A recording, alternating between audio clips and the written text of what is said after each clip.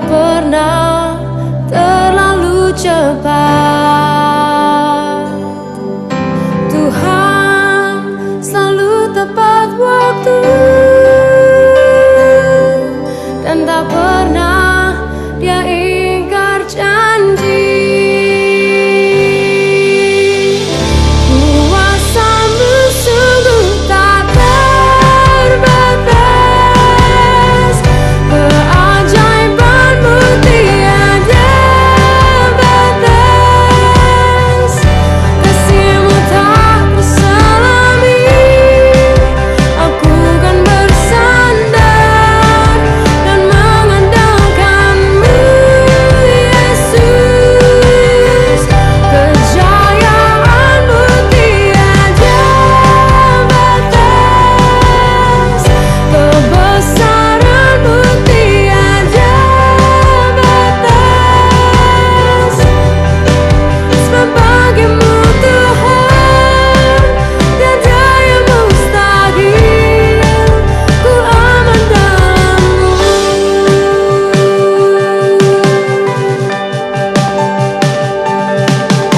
Tuhan tak pernah terlambat, dan tak pernah terlalu cepat. Tuhan selalu tepat waktu, dan tak pernah Dia ingkar janji. Kuasa-Mu sungguh tak terbatas, keajaiban-Mu tiada batas, kasih-Mu tak terselami. Aku kan bersandar dan mengandalkan-Mu, Yesus.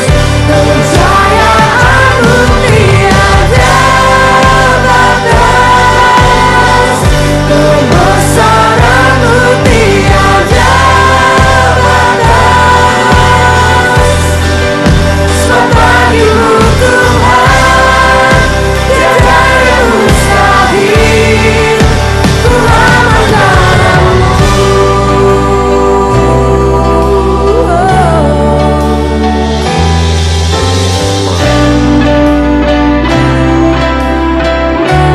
Aman di dalam-Mu, aman di dalam-Mu, safe in Your hands, safe in Your hands. Kuasa-Mu sungguh tak terbatas, keajaiban-Mu tiada batas, kasih-Mu tak terselami. Aku kan bersandar dan mengandalkan-Mu, Yesus. Kejayaan-Mu tiada batas, kebesaran-Mu tiada batas. Sebab bagi-Mu Tuhan tiada yang mustahil, ku aman dalam-Mu. Sebab bagi-Mu Tuhan tiada yang mustahil, ku aman dalam-Mu. Sebab bagi-Mu Tuhan tiada yang mustahil, ku aman dalam-Mu.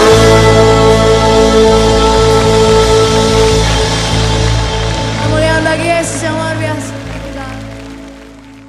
Shalom Bapak Ibu Saudara yang dikasihi oleh Tuhan. Hari ini kita kembali beribadah, walaupun kita tidak bersama-sama di gereja karena kondisi virus corona ini, sehingga kita ibadah di rumah masing-masing. Tapi saya percaya tidak mengurangi hadirat Tuhan. Dimanapun kita beribadah, saya percaya bahwa Tuhan hadir. Karena janji Tuhan, di mana 2 atau 3 orang berkumpul dalam namaku, aku hadir di sana. Dan percayalah bahwa Bapak Ibu yang ada di rumah sekarang ini mengikuti ibadah, Tuhan hadir di sana. Nah, sebelum kita mendengarkan firman Tuhan pada hari ini, saya mengajak Bapak Ibu Saudara untuk bersama-sama berdoa sebelum firman Tuhan diberitakan. Mari kita berdoa. Bapa kami yang di sorga, kami mengucap syukur kepadamu Tuhan, karena hari ini Engkau memberikan kami kesempatan untuk bersama-sama boleh merenungkan firman-Mu Tuhan. Urapi hamba-Mu dengan kuasa, wibawa, hikmat Allah, sehingga apa yang hamba sampaikan benar-benar firman Allah yang hidup, yang menguatkan, meneguhkan iman kami, sehingga apapun yang kami hadapi, kami tidak takut Tuhan, karena Engkau menyertai kami. Terpujilah nama-Mu Tuhan, sepenuhnya pemberitaan firman ini kami serahkan dalam tangan kuasa-Mu. Di dalam nama Tuhan Yesus Kristus, mengucap syukur dan berdoa. Haleluya. Amin. Hari ini saya akan menyampaikan firman Tuhan dengan satu tema, jangan tawar hati, yang terambil di dalam Amsal pasal 24 ayat yang ke-10. Saya bacakan demikian. Jika engkau tawar hati pada masa kesesakan, kecillah kekuatanmu. Saya ulangi. Jika engkau tawar hati pada masa kesesakan, kecillah kekuatanmu.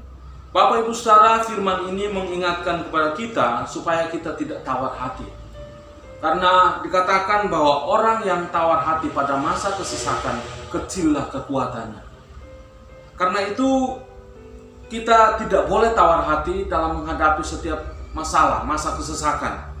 Di dalam Kamus Besar Bahasa Indonesia, kata tawar hati itu diartikan yang pertama, tidak bersemangat.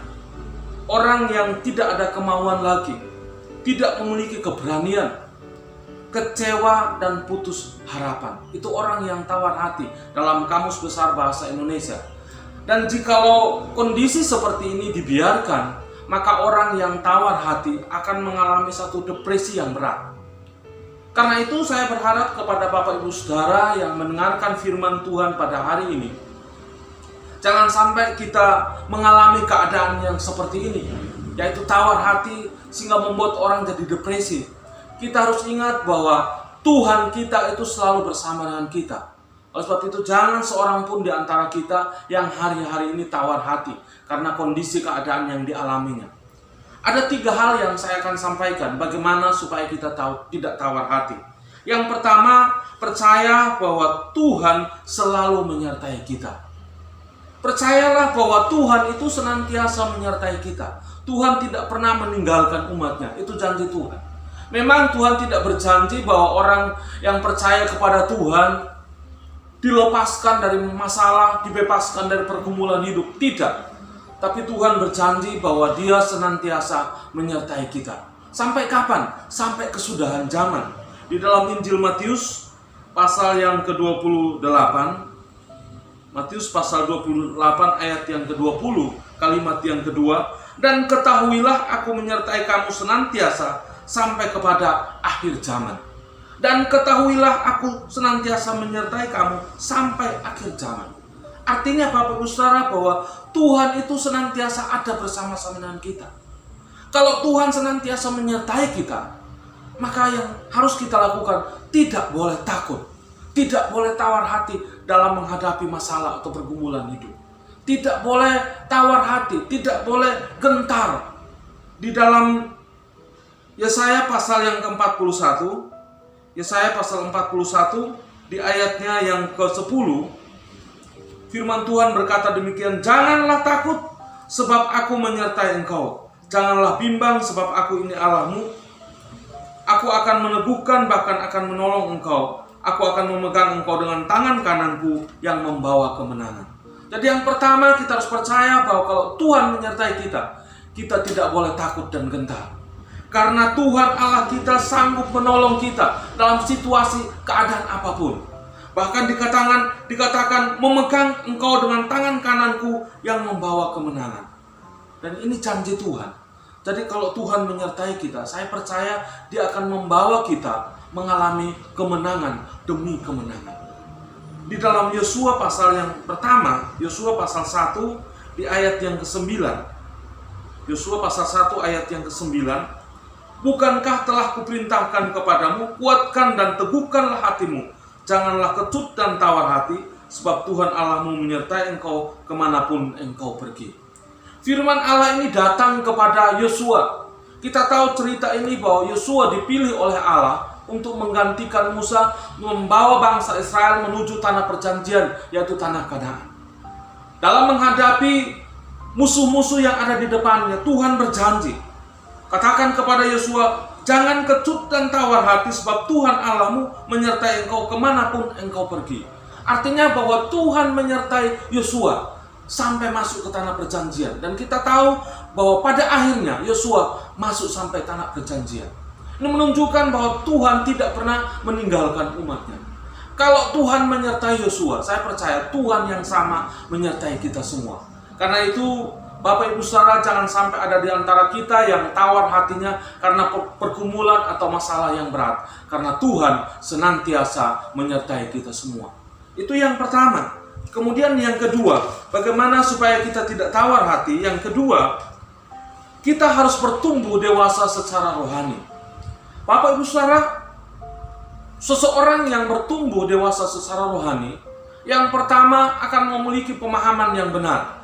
Ketika Tuhan izinkan mengalami masalah, dia percaya bahwa di balik masalah itu ada rencana Tuhan yang indah. Jadi orang yang dewasa rohani itu mempunyai pemahaman yang benar bahwa setiap masalah yang diizinkan Tuhan terjadi, pasti di balik semuanya itu ada rencana Tuhan yang indah. Karena janji Tuhan bahwa Dia turut bekerja dalam segala sesuatu untuk mendatangkan kebaikan bagi orang yang mengasihi Dia. Di dalam Roma pasal yang ke-8, Roma pasal 8 ayat yang ke-28. Kita tahu sekarang bahwa Allah turut bekerja dalam segala sesuatu untuk mendatangkan kebaikan bagi mereka yang mengasihi Dia, yaitu bagi mereka yang terpanggil sesuai dengan rencana Allah.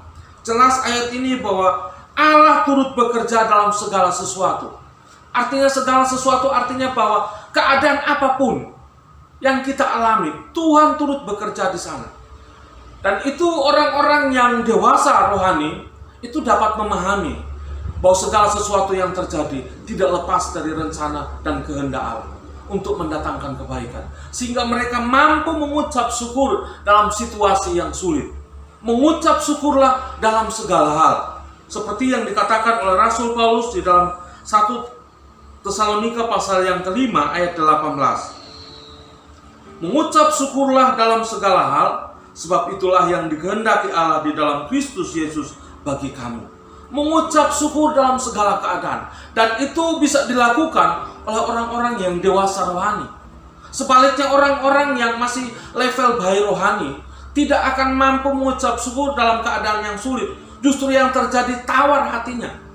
Karena itu kita perlu dewasa rohani untuk mampu menerima, mampu memahami maksud dan rencana Tuhan yang terjadi dalam kehidupan kita. Yang kedua, orang yang dewasa rohani mempunyai cara pandang yang benar. Dia tidak fokus pada masalah yang besar atau tidak melihat masalah yang besar, tapi dia melihat Allah yang luar biasa, Allah yang besar, yang kuasanya tak terbatas. Makanya itu saudara-saudara, kita perlu mengalami kedewasaan rohani, karena memang itu standar Allah bagi orang yang percaya kepada Tuhan. Orang yang dewasa rohani mempunyai cara pandang yang benar. Ketika dia menghadapi masalah, dia tidak melihat masalah yang besar itu, tetapi dia melihat Allah yang besar. Karena Allah yang kita sembah adalah Allah yang besar, Allah yang luar biasa. Untuk itu kita perlu mengalami yang namanya kedewasaan rohani. Untuk mencapai kedewasaan rohani, yang pertama, kita membutuhkan asupan atau makanan rohani yang sehat bagi tubuh rohani kita. Caranya bagaimana? Melalui firman Tuhan. Matius pasal 4 ayat yang keempat, Injil Matius pasal 4 di ayatnya yang keempat. Tetapi Yesus menjawab, ada tertulis, manusia hidup bukan dari roti saja, tetapi dari setiap firman yang keluar dari mulut Allah. Manusia hidup bukan hanya dari roti, artinya bukan hanya makanan jasmani saja, tapi butuh yang namanya makanan rohani. Karena tubuh rohani ini butuh makanan rohani, yaitu firman Tuhan. Dan firman Tuhan itulah yang bisa mendewasakan rohani kita.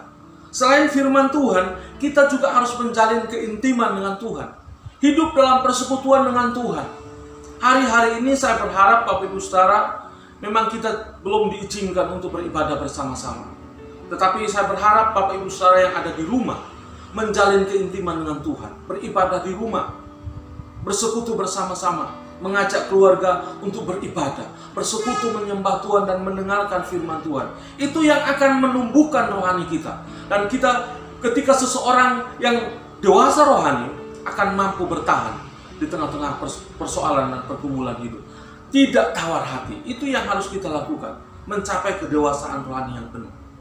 Kemudian yang ketiga, yang terakhir, kita harus sabar menanti waktu Tuhan. Bapak Ibu Saudara, sabar itu merupakan cara untuk kita dapat menanti waktu Tuhan. Karena waktu kita dengan waktu Tuhan itu memang tidak sama. Kadang-kadang menurut kita keadaan yang kita alami mungkin sangat mendesak dan kita perlu segera pertolongan Tuhan. Tapi kadang-kadang Tuhan katakan belum waktuku. Kalau Tuhan katakan belum waktunya, maka kita harus belajar sabar menanti waktu Tuhan. Karena sabar itu adalah kunci untuk kita bisa melihat bagaimana pertolongan Tuhan yang ajaib. Saudara, satu kisah tertulis dalam Yohanes pasal yang kedua. Yohanes pasal yang kedua di ayat yang keempat. Firman Tuhan berkata demikian, kata Yesus kepadanya, mau apakah engkau daripadaku ibu, saatku belum tiba.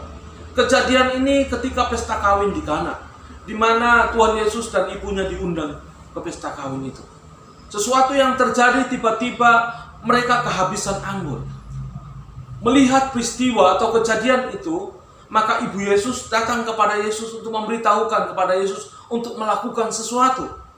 Tetapi kita melihat di sini Tuhan Yesus berkata, mau apakah engkau daripadaku ibu, saatku belum tiba. Artinya bahwa Tuhan itu selalu bekerja menurut waktunya Dia. Kalau belum waktunya Dia, mari kita sabar menanti waktu Tuhan. Belajar untuk sabar dalam proses dari Tuhan, sehingga kita bisa melihat bagaimana pertolongan Tuhan yang ajaib. Yang kedua, kalau kita sabar, itu akan mencegah kita dari kesalahan-kesalahan yang fatal. Di dalam Pengkhotbah pasal 10 ayat yang keempat, Pengkhotbah pasal 10 di ayat yang keempat, jika amarah penguasa menimpa engkau, janganlah meninggalkan tempatmu, karena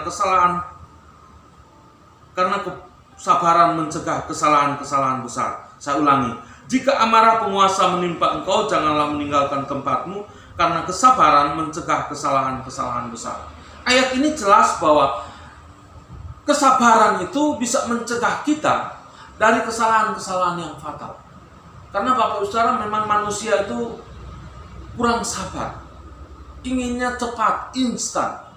Sehingga kadang-kadang menunggu waktu Tuhan mungkin lama. Mereka mencari jalan pintas. Dan cara-cara yang seperti ini justru Tuhan tidak kehendaki. Tuhan mau kita tetap mengikuti jalan yang Dia tetapkan bagi kita, yaitu sabar mengikuti jalan Tuhan, sabar menanti waktunya Tuhan. Saudara, satu kisah atau satu contoh di dalam Kejadian pasal 16, kitab Kejadian pasal yang ke-16, di ayat yang pertama dan ayat yang kedua. Adapun Sarai istri Abram itu tidak beranak. Ia mempunyai seorang hamba perempuan orang Mesir, Hagar namanya.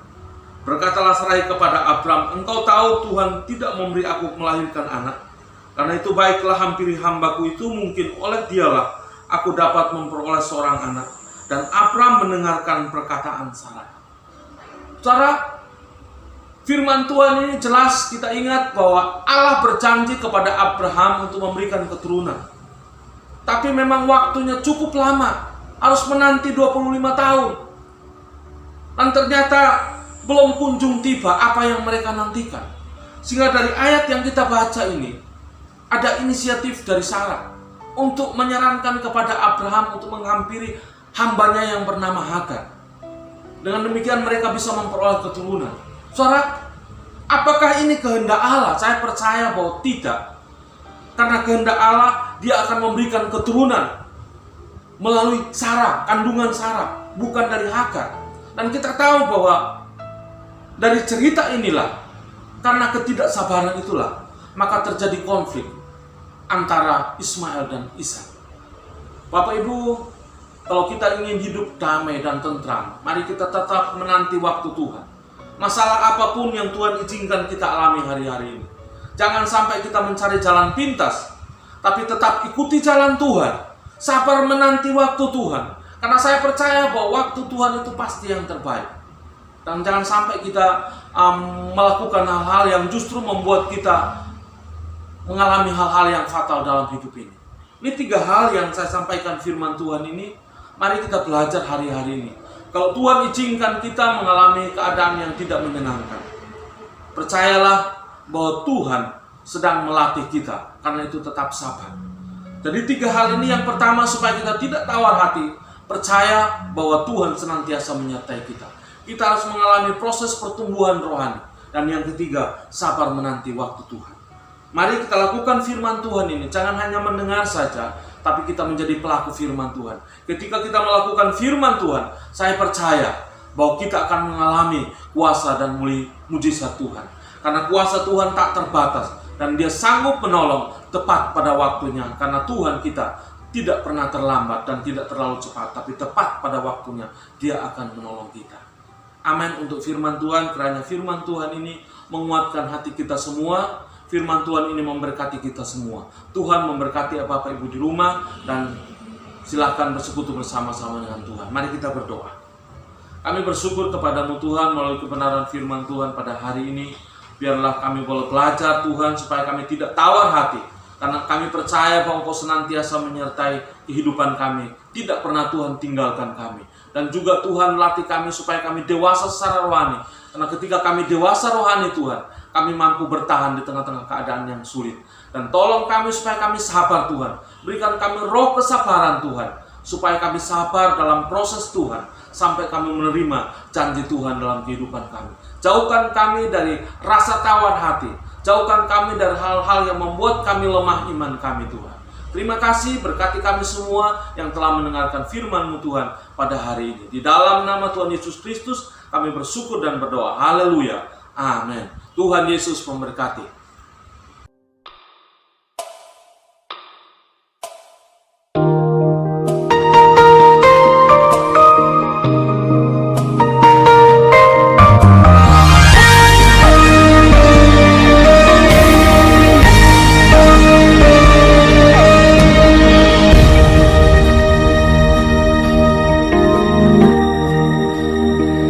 Bila kau izinkan sesuatu terjadi, ku percaya semua untuk kebaikanku.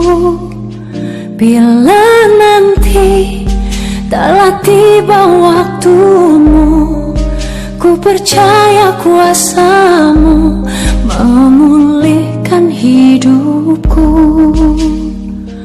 Waktu Tuhan pasti yang terbaik, walau kadang tak mudah dimengerti.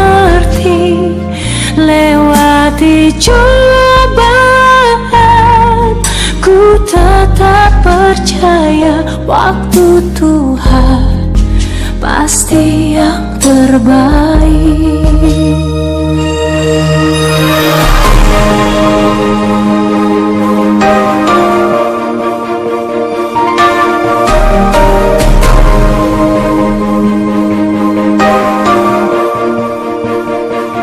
Bila kau izinkan sesuatu terjadi,